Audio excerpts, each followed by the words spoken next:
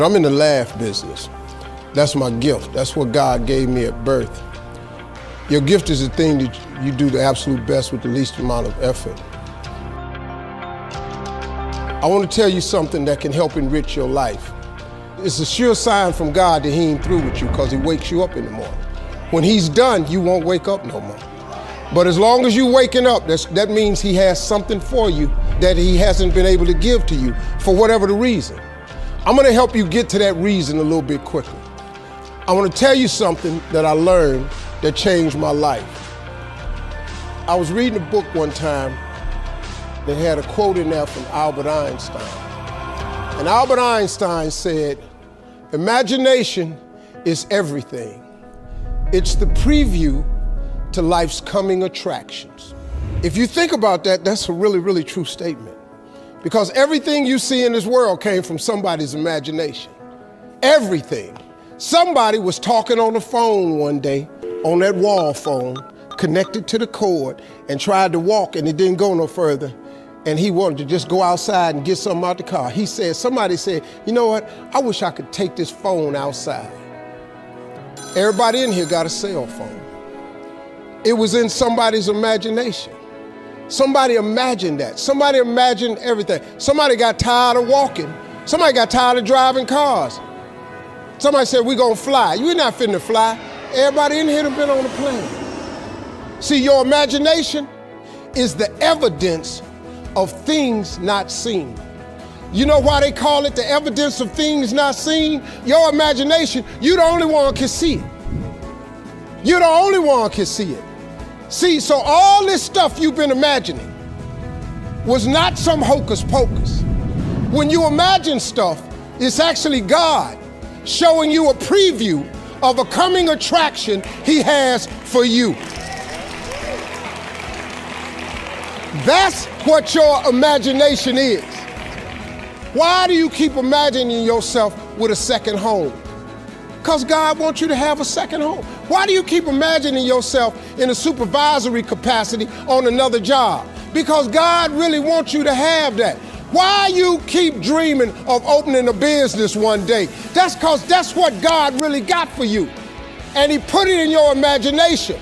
The problem with your imagination, though, is you tell it to the wrong people. If you want to kill a big dream, tell it to a small-minded person. You can't, oh man. Think about this in your life. How many times have you had this really incredible idea and you took it to your family and your friends? You shared it with them and they shot it down. You know why they shot it down? Because they couldn't see it. Because God didn't put it in their imagination, he put it in yours. It was your evidence of things not seen. See all this stuff you've been imagining? You ought to start working on it. Because that's what God really got for you. Your real life is in your imagination. I'm here to tell you that. You think I'm here by accident? I'm here because he put this in my imagination when I was 10. When I was 10, he showed me I was gonna be on TV. That's all I ever wanted. The assignment when I was in the 6th grade was everybody write their name on a piece of paper and write what you want to be. You know what I wrote on my paper? I want to be on TV. Now, the problem I had though was I used to suffer with a serious stuttering problem. I couldn't talk outside my house. I stuttered for years. I flunked out of school. I'm on my 3rd marriage. I lost everything I ever owned twice. I've been homeless and lived in a car for 3 years. But at 10 though, I wrote on a piece of paper, I want to be on TV. So the teacher went around the room and read everybody's paper. She had you stand up when she called your name, and the only assignment was your name and what you want to be. Doctor, lawyer, dentist, basketball player, football player. I wrote I want to be on TV. She saved me for last. She said, "Little Stevie, come to the front." Now I'm thinking, I'm going to the front because I got the best answer. Because ain't nobody had put that on their paper. She called me to the front. I'm thinking I'm finna give me a gold star, but I was wrong about that. She called me to the front to humiliate me. First of all, you know I can't talk. I suffered with stuttering stammer so bad, man. I couldn't talk at all. And that lady lit in on me. "Why did you write this on your paper?" Now I'm standing there, I can't talk. Who in this school ever been on TV? Who in your family ever been on TV? Who in this neighborhood ever been on TV? I'm crushing, man. I'm standing there dying. She said, look at you standing there. You can't even talk. How they gonna put somebody like you on TV? So every Christmas, I send her a flat screen TV. Because I don't want her to miss me. I do not want her to miss not an episode of me. Because I wanted her to see what God had done for me. The fact that you couldn't see it, it wasn't for you to see. He put it in my imagination. But after 3 years of homelessness, losing everything I ever owned twice, suffering through flunking out of school, go home and cut your TV on.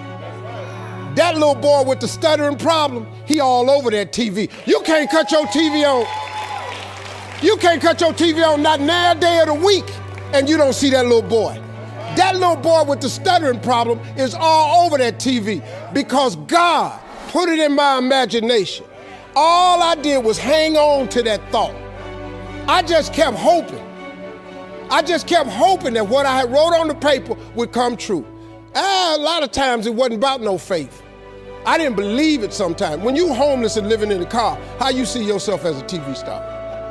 But I just kept hanging on there. Because my mama was a Sunday school teacher. I kept hearing her say, God,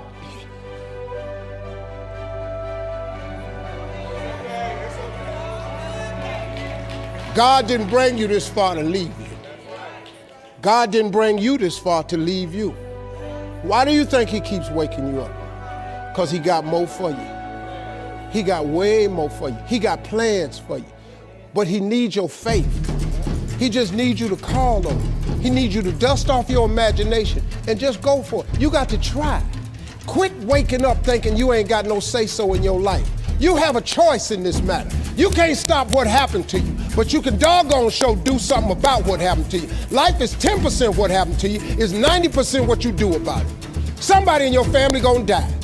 Somebody in here gonna get fired. Somebody here gonna get an eviction notice. Somebody gonna get laid off. Somebody company gonna close.